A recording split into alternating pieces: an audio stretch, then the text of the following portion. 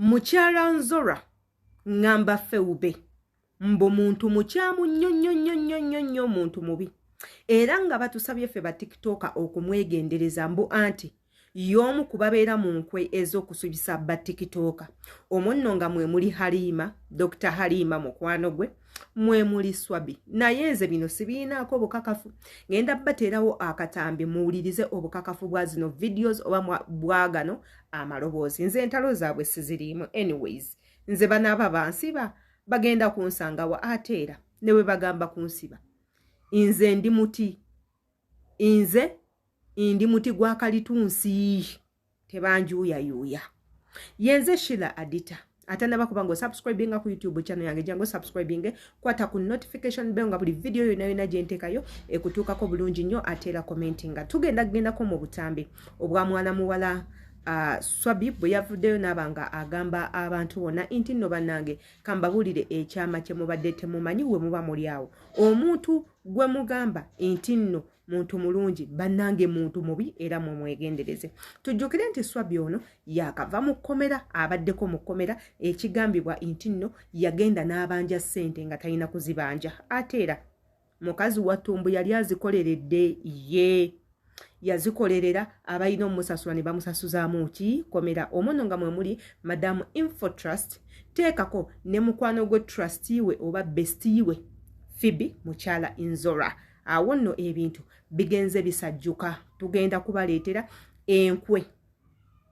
eziri mu b'emikwano ebigambo obujja obutayagaliza byonna mu byewulirireko mu butambi buno nga bo bennyini bebeewaako obujulizi gwe tuula katambi tukuterewo akatambi akala ateera tubeere nga tukomawo gwe tuvaawo mbadde saagala kumentioninga linnya lya muntu yenna naye Phoebe ngenda kumentioninga erinnya lyo because naye wamentioninze erinnya lyange era ndabye ne video gye wakola gye wa replyinga nga mulimu erinnya lyange that is why nsazeewo nkureplying ennyabo ng'ogamba nga bweotalina budde simanya bukola ki Phoebe ebintu byokola obimanyi Phoebe weetaba mu kusibisa Halima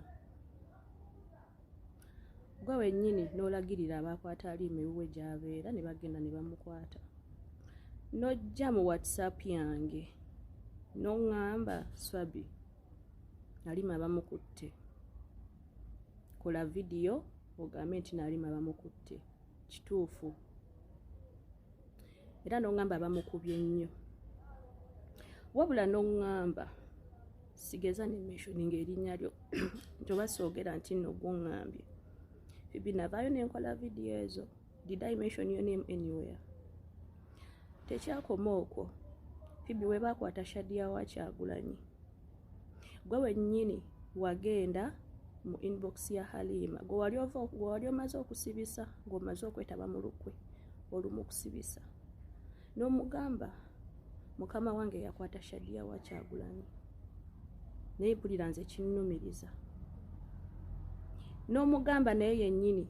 bw'aba asobola aveeyo ayogere naye takwogerako nti nno gw'omugambye era Halima kye yakola n'afuna omuntu gwe yagamba omuntu oyo n'agamba Bajjaasi oyagala kwewakana nti nno siggwe kati n'ovaayo n'omukola video n'ogamba ffe tetulina na budde obwo ofa kinensi ffe tetulina n'obwo budde bukola ki ffe tuli bize Phoebe ezo zibeera nkwe bino ebintu byonna obimanyi naye wano mu kamera oyagala oveeyo weerage mbuno tolina kyomanyi bw'oba nga oli mulokole bya ddala vaayo ogambe nti byenjogera nnimba nga Halima wano yakubuuza Phoebe ne weetaba muno omuntu eyansibisa n'omulagirira newange kuba omuntu yayogera nti nze mukwano gwe yeyandagiridde ne gy'obeera yabyogera Phoebe Halima we yabikubuuza teweewakana wamugamba kituufu byaliwo bampa ssente naye nsonyiwa naye ng'omuntu abadde mukwano gwo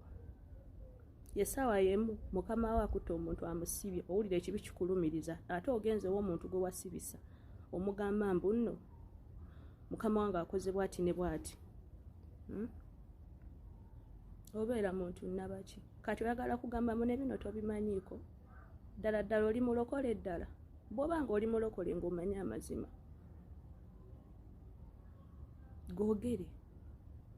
googere vaayo ogambe nti byenjogera bino nnimba tusirika naye tetubeera basiru. Akatambi ako kavudde wa mwana muwala Swabi gamba ye bw'oba okalabye bw'oba wakalabye dda gamba ye ate era otandika okutuula ebbali bw'oba ng'obadde oyina emikwano otandika ogyetegereza ogisengejje osengejje n'ebigambo by'oyina okuba ng'obagamba. Fibi ono teyali mukwano gwa Dr. Halima ani ate abalaba balinga bati nga bw'oyogera ku Dr. Halima oba oyogedde ku Fibi bw'oyogera ku Feube oba oyogedde ku Dr. Halima ate ng'era ne ku mbaga ya Feube Dr. Halima ono yali muntu wankizi nnyo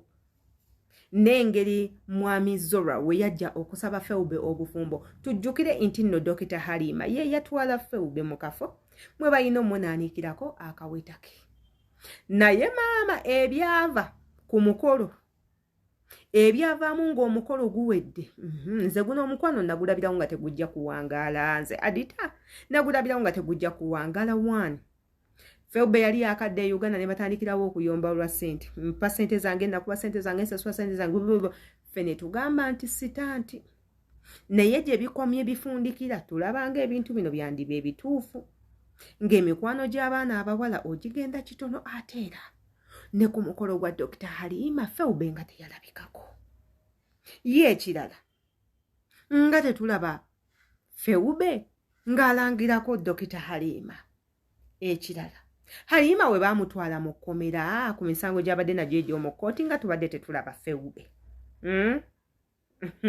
ebyo biveeko bizinesi ya Feube y'emifaliso Dr. Halima nga tabalangirako abaana nno basooka ne batubuusa ne tugamba